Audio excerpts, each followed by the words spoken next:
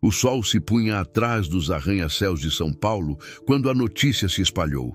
Antônio Valença, o homem mais poderoso do setor financeiro, de construção civil e mineração do país, fora encontrado morto em seu escritório. A sala estava impecável. Nenhum sinal de arrombamento, nada fora do lugar. Apenas o corpo do patriarca recostado em sua cadeira de couro, uma taça de vinho pela metade sobre a mesa e uma carta de despedida escrita à mão. A morte foi declarada como suicídio. Os jornais amanheceram com manchetes melancólicas, exaltando a trajetória de um homem que começara do nada e construíra um império com base no trabalho e na honestidade.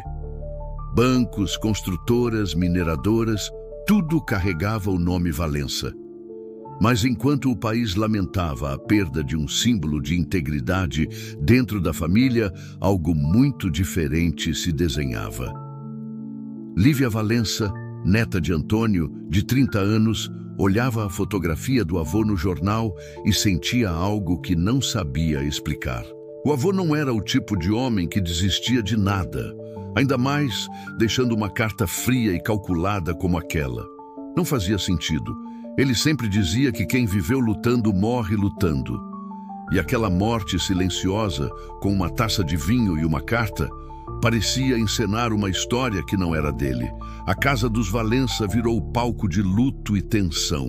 Andréia Valença, a viúva, chorava diante das câmeras com uma elegância ensaiada. Vitor, o filho mais velho, já falava em reorganizar os negócios, enquanto Marcos, o pai de Lívia, parecia mais preocupado em conter a irmã e manter a imagem da família intacta. Nenhum deles demonstrava real tristeza. Havia algo no ar, um tipo de calma falsa, o mesmo tipo de calma que antecede uma tempestade.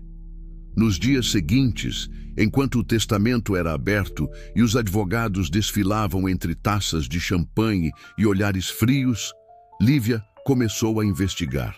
Primeiro discretamente, vasculhando e-mails, contratos, mensagens antigas. Antônio deixara tudo extremamente organizado, exceto um detalhe: um arquivo online protegido por senha. O nome do arquivo era Aurora. Lívia tentou acessá-lo várias vezes, mas só depois de descobrir que Aurora era o nome da fazenda onde o avô crescera, o sistema abriu. Dentro, centenas de documentos, planilhas, e-mails, relatórios, trocas de mensagens entre executivos e políticos. Em meio a tudo isso, um contrato de venda de parte das ações das empresas Valença para um conglomerado europeu chamado Van Hart Industries, uma negociação bilionária, conduzida secretamente por um grupo de executivos liderados por Eduardo Sintra, amigo íntimo de Vitor. O contrato estava datado poucos dias antes da morte do avô. E o detalhe mais perturbador, a assinatura digital de Antônio Valença estava ali, autenticada, perfeita, mas falsa. Lívia sentiu o chão sumir. Se aquilo fosse verdade, alguém falsificara a assinatura de seu avô para vender parte do império. E se ele descobrira isso, talvez sua morte não tivesse sido um suicídio. Ela começou a seguir os rastros. Visitou a sede da Valença Holding, um prédio de vidro e aço no coração da Avenida Faria Lima. Os funcionários a olhavam com respeito, mas também com medo. No topo, no escritório antes ocupado por Antônio, agora sentava-se Vitor Valença. Frio, controlado, com o mesmo olhar calculista da mãe, Andréia. Você devia deixar o passado descansar, Lívia, disse ele, enquanto folheava papéis sem olhá-la nos olhos. O que aconteceu foi uma tragédia. O avô estava cansado. Cansado de quê? Ela retrucou. De ver a própria família vendendo o que ele construiu? Vitor levantou o olhar lentamente e por um instante ela viu o perigo refletido em seus olhos. Nos dias seguintes, Lívia passou a ser seguida. Carros pretos estacionavam em frente ao seu apartamento. Ligações anônimas, silêncios do outro lado da linha. E-mails apagados misteriosamente. Ela sabia que estava chegando perto demais. Decidiu então procurar Henrique Tavares, um jornalista investigativo e amigo de infância.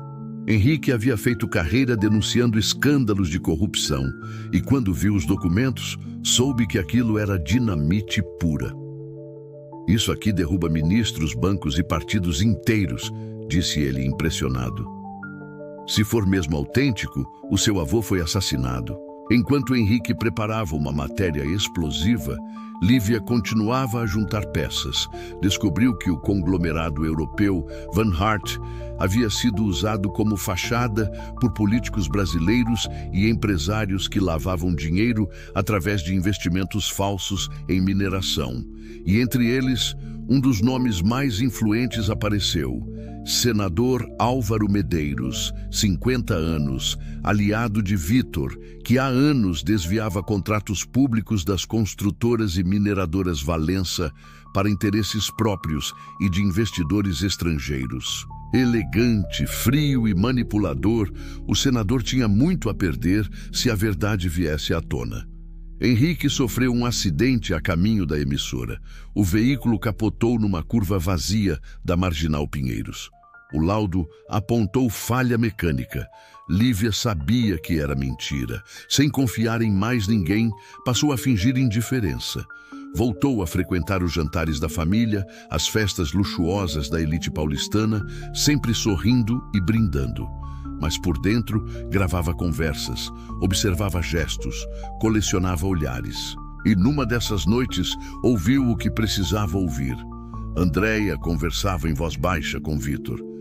"Eu te disse que era para resolver aquilo discretamente, Vítor." "Foi resolvido, mãe." Ele não sentiu nada. "E a carta?" "Perfeita, como o Sr. Sintra orientou." O sangue de Lívia gelou. Ela gravou tudo, mas sabia que não seria suficiente. Precisava de uma prova definitiva. Então, voltou à antiga casa do avô no interior, a Fazenda Aurora. Lá, entre móveis cobertos por lençóis e o cheiro de madeira antiga, encontrou um cofre embutido atrás de um retrato. Dentro havia um HD e nele gravações. Antônio Valença havia previsto tudo. Nas últimas semanas de vida, desconfiado das movimentações estranhas nos contratos, instalou câmeras ocultas em seu escritório. Em uma das gravações, aparecia Vítor entrando com uma pasta preta.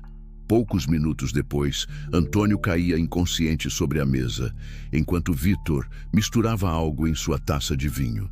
Lívia assistiu à gravação várias vezes, chorando e tremendo. O homem que ela chamava de tio havia assassinado o próprio pai e transformado o crime em suicídio. Ela levou as provas ao procurador federal que investigava contratos públicos da família, mas ele foi afastado por motivos pessoais. O sistema estava contaminado até o topo. Restava apenas uma saída: expor tudo publicamente. Lívia preparou cada passo. Cópias dos arquivos foram enviadas a jornalistas independentes, o vídeo do assassinato do avô hospedado em servidores fora do país. Quando a notícia estourou, foi como uma explosão. Manchetes, programas de TV, redes sociais. Todos falavam do caso Valença e da ligação com o senador Álvaro Medeiros. As prisões começaram. Andréia, Vítor e a mãe de Lívia foram levados pela polícia. Marcos, seu pai, confessou ter se calado por medo.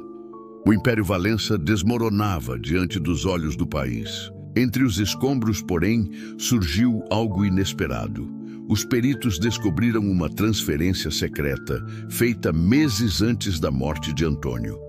Uma fundação registrada em nome de Lívia Valença havia recebido uma fortuna oculta. O patriarca previra tudo. Em um vídeo gravado semanas antes de morrer, sua voz soava firme. "Se você está vendo isso, é porque a verdade veio à tona. Nunca se esqueça, minha neta. O poder é uma maldição que só destrói quem o adora demais." Lívia fechou o laptop em silêncio.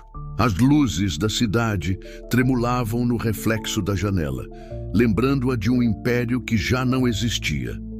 Mas agora, o nome Valença permanecia vivo, não pelo medo, mas pela justiça que ela finalmente concretizara.